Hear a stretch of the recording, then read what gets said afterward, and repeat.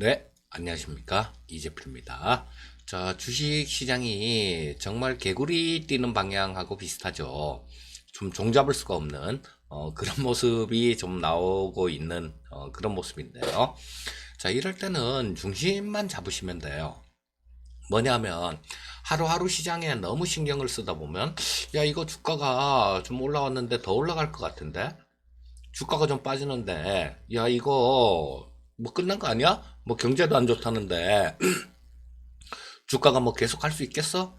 이런 생각, 이런 생각들이 좀 투자를 많이 방해를 하게 됩니다. 그래서 그것만 기억을 하시면 될 거예요. 자, 지금 이 코로나 때문에 한번 굉장히 많이 고생을 시켰고 그 반대급부로 돈을 엄청나게 풀었지 않습니까? 돈을 엄청나게 풀었고 이 코로나라는 거 뭐 요거 같은 경우는 지금 백신도 개발하고 치료약도 개발을 하고 막 그러고 있죠. 그리고 또 뭐든지 그렇습니다. 한번 이렇게 딱 맞을 때 갑자기 맞았을 때 그때가 아프고 위험한 거지 알고 맞으면 덜 아프죠. 옛날에 학교 다닐 때 선생님들도 뭐 그냥 갑자기 때리지 않고 그냥 엎드려 뻗쳐 그래갖고 때리죠. 준비할 시간을 주느라고 그러는 거죠. 자, 그래서 만약에 나중에 이게 뭐 지금 처음에 왔을 때 이 충격보다는 나중에 또 뭐 2차로 뭐 어떻게 그렇게 된다고 하더라도 그 충격은 현저히 약할 겁니다. 그리고 자, 돈의 양만 생각을 해보시면요. 자, 주식시장이 뭐 언제든지 조정은 나올 수 있죠. 조정은 언제든지 나올 수 있는데 자, 이게 전에처럼 그렇게 무서운 시장으로 이어질 것인가? 뭐 그 부분은 아니다라고 보시면 될 것 같습니다. 그리고 지금 여러분들 정말 중요한 시기일 수 있어요. 물론 뭐 저 역시도 마찬가지 옛날에 이 우리나라 IMF 끝나고 닷컴 버블 있기 전에 그때 예, 코스닥 시장 저 역시도 봐왔습니다.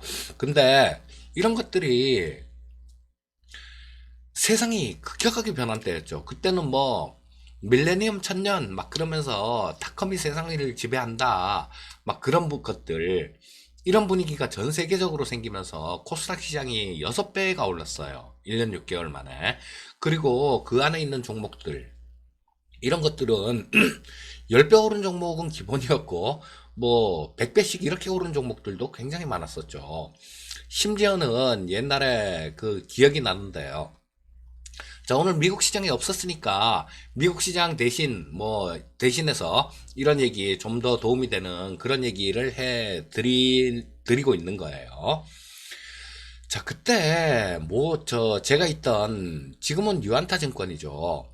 그때는 동양증권이었습니다. 모 지점에서 그때 삼성전자가 액면 분할 전 가격 기준으로 10몇만 원 정도 했던 때예요.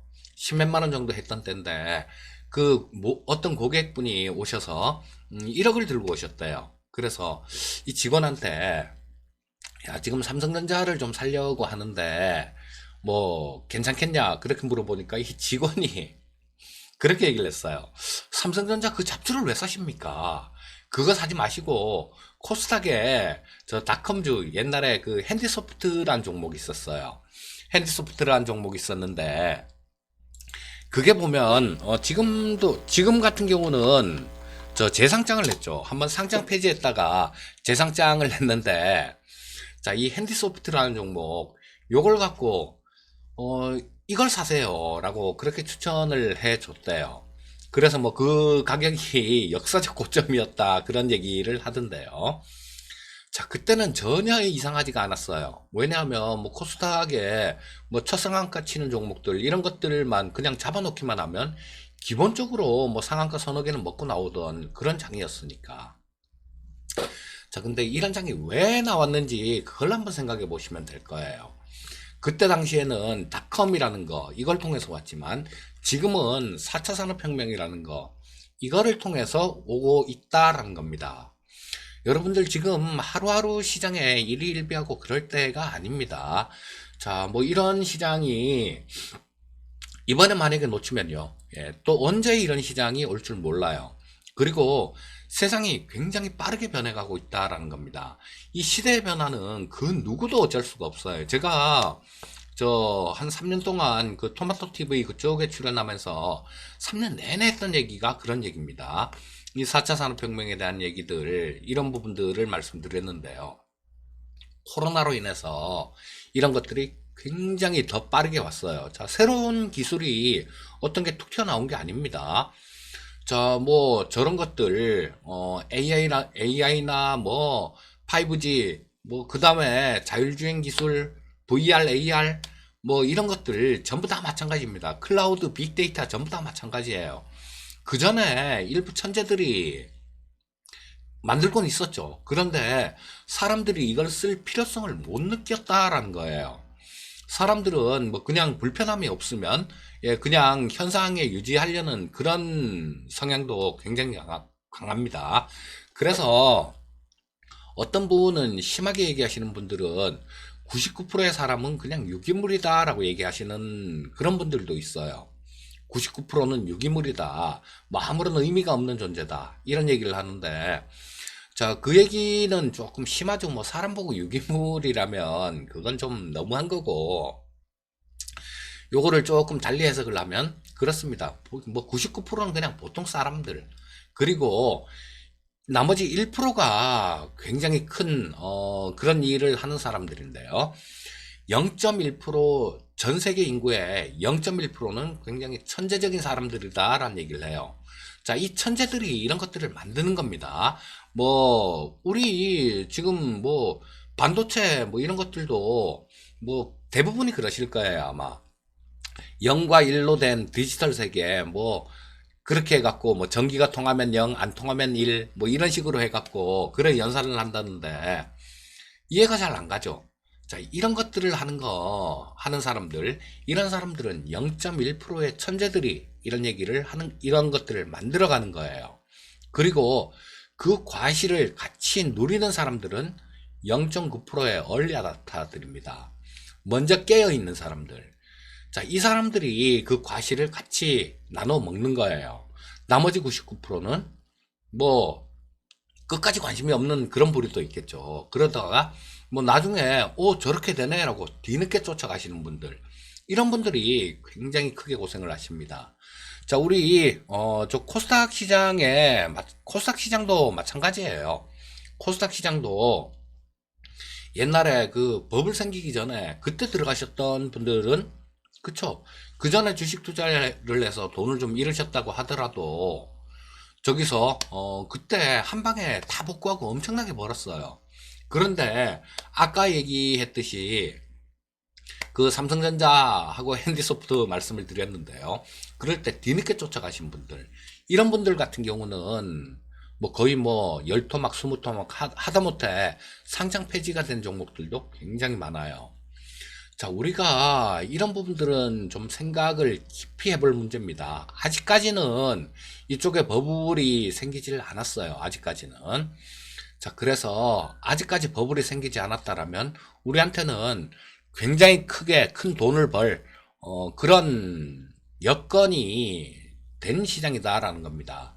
그리고 나중에는 일반 대중들이 전부 다 그렇게 느끼고 알 때는요, 그때는 조금 팔고 나올 생각을 해야 되는 거죠. 자, 그래서 지금 시장에 대해서 말씀드리고 싶은 거는 그런 얘기입니다. 자, 뭐 하루하루 시장 요런 것들을 보지 마시고 좀 큰 틀로 보시고요. 큰 틀로 보시고, 자, 뭐 네이버, 카카오 이런 것들 뭐 까딱도 안 하고 신고가 치고 가고 있죠. 그 이거 외에도 다른 쪽도 마찬가지예요. 흐름이 굉장히 좋은데 아직까지 굉장히 좀 유망하면서도 뭐 성장성은 무한한데도 엄청난데도 주가가 안 오른 종목들이 있어요. 자, 우리 보통 보면 성장주, 가치주 이렇게들 얘기를 하시죠. 자, 가치주 좋아하시는 분들은 주가가 좀 빠지는 게 무서운 분들, 이런 분들은 가치주를 좀 좋아하시고, 그 다음 성장주를 좋아하시는 분들은 나는 위험해도 좀 크게 수익이 나고 싶다, 이런 분들은 성장주를 좋아하세요. 자, 그렇게 딱 구분을 할 게 아닙니다. 교집합을 찾으세요. 교집합. 자, 그렇다면 향후의 성장성도 굉장히 크게 있음에도 불구하고 지금 주가도 싼 종목, 이런 걸 찾으시면 될 거 아닙니까? 분명히 있어요. 분명히 있으니까 요런 것들은 우리 뭐 어떻게 보면요. 주식 투자는 그 인생 자체를 바꿀 수도 있는 그런 일들입니다. 자, 그렇게 생각하신다라면 다 찾을 수 있을 거예요. 그냥 누가 뭐 TV에서 얘기한다고 저거구나 이렇게만 생각하고 들어가시면 예, 크게 당하십니다. 제가 그런 말씀 드렸죠. 좀 전에 삼성전자하고 핸디소프트 이거를 얘기를 드렸는데요. 자, 저기서 얘기하는 것들은 물론 제대로 된 종목도 있을 수 있어요. 하지만 대부분이 이렇게 떠들고 그런 종목들, 이런 것들 같은 경우는 나중에 되면 좀 도태되는 경우가 굉장히 많습니다. 그러니까 좀 깊숙하게 한번 공부를 해보시고 그렇게 대응을 하신다라면 분명히 찾을 수 있을 거예요. 그리고 자, 이거는 매수를 하셨으면 그냥 꼭 붙들고 계시면 되는 거예요. 뭐 조금 등락이야 언제든지 왔다 갔다 할 수 있죠. 주가라는 것 자체가. 그런데 싸면서도 나중에 성장할 수 있는 굉장히 크게 성장판이 크게 열려 있는 그런 종목들 같은 경우는 잔파도 무시하고 그냥 들고 가시면 되는 겁니다. 언제까지? 버블이 생길 때까지, 버블이 커질 때까지, 다들 환호할 때까지, 그때까지 들고 가시면 되는 거예요. 자, 그리고 뭐 좀 올라갔을 때 팔아서 밑에서 다시 잡아야지, 이런 거 뭐 그렇게만 할 수 있으면 좋죠. 근데 그 종목들을 위에서 팔았다고 해서 밑에서 꼭 다시 잡으라는 법이 없어요. 못 잡는 경우가 오히려 훨씬 많습니다. 그래서 뭐 어떤 이 시대 변화에 맞는 종목군들 요런 것들은 조금 뭐 어느 정도 비중을 실어서 그냥 길게 들고 가보시면 그게 가장 좋은 투자가 될 거예요. 그리고 단기로 조금 매매하는 것들 이런 것들은 그쵸? 예, 뭐 조금 어느 정도 비중만 갖고 매매를 하시고 나머지는 들고 가시고 그런 형태가 가장 좋으실 겁니다. 자, 미국장이 없어서 조금 얘기를 좀 예, 이렇게 많이 좀 드렸는데 자, 뭐 그래도 간략하게 해외 증시부터 살펴보도록 하겠습니다. 자, 보시면 뭐 미국 시장은 휴장이었었고요. 자, 요거는 엊그저께 겁니다. 엊그저께 거고 유럽은 굉장히 좋았어요. 독일 쪽이 한 2.8% 정도 상승하는 모습이었고 뭐 어제 일본이 한 1.7% 정도 올랐죠. 뭐 경제 재개한다. 뭐 이런 얘기들 때문에 일본이 오르면서 우리나라도 같이 굉장히 좀 긍정적인 그런 영향을 받았다라고 보시면 되겠고요. 하지만 그 이전에는 우리나라 시장의 기조가 굉장히 강하다라는 거, 이런 게 이면에 깔려 있었기 때문에 이런 움직임이 가능했다라고 보시면 될 겁니다. 자, 그리고 뭐 저쪽 유럽 쪽 영국은 또 휴장이었어요. 자, 그리고 독일 쪽이 뭐 한 2%대 정도, 2.15% 정도 올라오면서 독일, 프랑스 뭐 이쪽이 굉장히 좋았습니다. 자, 미국 시장은 볼 게 없죠. 왜냐하면 저 미국 시장 같은 경우는 휴장이었으니까. 자, 해외 증시 뉴스들을 간략하게 잠깐 좀 짚어볼까요? 자, 중국이 저 위안화를 평가 절하를 하면서 또 뭐 환율 전쟁으로 이어지나 뭐 그런 얘기들 또 좀 나오고 있는 상황이고요. 자, 브라질 쪽에 코로나 확진자가 급증하면서 WTO에서는 WHO에서는 또 뭐 이쪽이 또 다시 좀 그 팬데믹의 진원지가 될 수 있다 이런 얘기를 했는데요. 자, 그 기후를 좀 보시면 됩니다. 자, 북반구 우리나라도 그쪽에 속해 있죠. 이쪽은 지금 여름으로 접어들어요. 자, 날씨가 따뜻해진다는 얘기죠. 그러면 코로나 바이러스 같은 경우도 활동이 좀 둔해지죠. 자, 그런데 저 남반구 같은 경우는 겨울철로 접어들죠.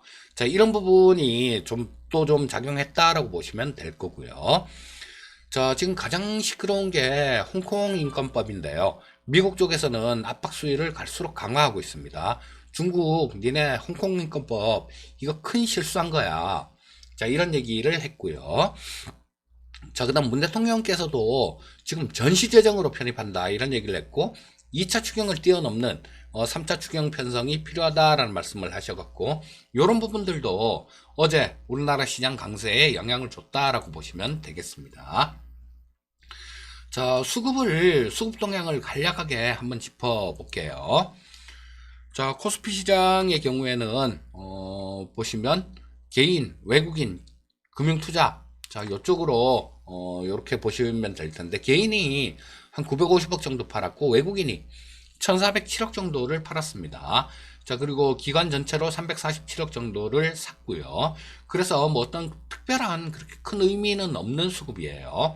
연기금은 596억 정도를 순 매수하는 모습이었고요. 자, 코스닥 시장 보시면 외국인들이 1000억 정도를 샀죠. 코스닥 시장에서는 외국인들 1000억 정도 순매수. 자, 그 다음에 기관이 5억 정도 순매수, 개인이 868억 정도를 순매도하는 모습이었네요. 자, 그리고 선물 시장이 어제 좋았어요. 어제 제가 콘덴고 백오데이션 뭐 이런 얘기를 하는데 선물에 관련된 그런 용어입니다. 자, 이 용어 뭔 소리인지 못 알아듣겠다 싶으신 분들 같은 경우는 제 유튜브에 보시면 그 재생 목록이라는 항목이 있어요. 거기에 선물 옵션 관련되는 그런 영상들도 몇 개가 있습니다. 자, 이런 걸 보시면 이해가 가실 거예요. 그 부분 따로 좀 보시면 될 것 같고요. 보고 공부하시면 될 것 같고요. 자, 지금 백오데이션 상태에서 드디어 지금 뭐 어제 종가 기준으로는 콘텐코 상태로 또 바뀌었습니다. 자, 백오데이션 콘텐코 왔다 갔다 하고 있는데요. 지금 몇 번 정도 최근 들어서 이 선물 베이시스 흐름이 굉장히 좋아지고 있어요. 자, 어제 종가는 선물이 263포인트, 현물 코스피 200 지수가 262.76포인트로 마감이 됐으니까 약 0.24% 정도, 0.24포인트 정도 콘텐코 상태로 돼 있는 그런 모습이죠. 자, 이런 환경에선 프로그램 매수가 들어올 수 있는 그런 환경입니다. 자, 옵션 시장 한번 볼게요. 자, 외국인들 금융투자 콜옵션 쪽에서는 전부 다 매도를 했네요. 외국인들 13억 매도, 금융투자 8억 정도 매도. 자, 푸쪽 같은 경우도 외국인들은 23억 정도를 순매도했고 금융투자는 21억을 순매수했는데요. 자, 뭐 정리해서 말씀드리면 외국인들 같은 경우는 양매도, 금융투자 같은 경우는 콜매도, 풋매수. 자, 근데 규모 자체가 그렇게 신경 쓸 만한 그런 규모는 아닙니다. 누적이. 그래서 아직까지 옵션 시장에 대해서는 그렇게 신경을 쓰지 않아도 될 것 같아요. 자, 일단 뭐 10분봉을 보면서, 코스피 시장 10분봉을 보면서 대략의 흐름 좀 살펴보도록 하겠습니다. 자, 뭐 어제 굉장히 좋은 모습이었어요. 아침에 조금 올라서 시작했었죠. 좀 올라서 시작했다가 조금 뭐 장중에 이렇게 조금 밀리는 모습들, 뭐 이런 모습들도 나왔지만 다시 재차 굉장히 강하게 이렇게 들어올리는 모습이었는데, 뭐 여기에 힘을 실어준 건 문 대통령 3차 추경 관련된 얘기들, 그리고 일본이 그 경제 재개한다라는 그런 얘기들이 나오면서 상당히 강한 모습으로 마감이 됐죠. 자, 일봉 한번 볼게요. 일봉 한번 보면서 말씀드리도록 하겠습니다. 자, 강한 모습이에요. 네, 지금 22평선 자체가 여기에서 보이는 빨간 선이 22평선인데요. 자, 22평선 자체를 훼손시키지 않고 있습니다. 자, 뭐 조정이 있을 때는 22평선 정도 근처까지 조정을 받고, 그 다음에 또 반등 나오고 이런 모습이 나오는데요. 자, 지금 뭐 어제 같은 경우는 지지선 자체가 뭐 1840포인트 정도로 말씀드렸었죠. 그걸 22평선을 보고 말씀드린 겁니다. 자, 오늘 같은 경우는 또 좀 22평선 자체가 좀 더 올라오는 위쪽으로 향하고 있는 모습이니까요. 자, 오늘 같은 경우는 1945포인트 정도로 약 5포인트 정도 올라오는 모습입니다. 자, 그래서 뭐 상당히 시장 기조 자체는 강한 그런 모습이다라고 말씀드릴 수 있을 거고, 아까 처음에 말씀드렸던 그 부분을 기억을 하시면 될 거예요.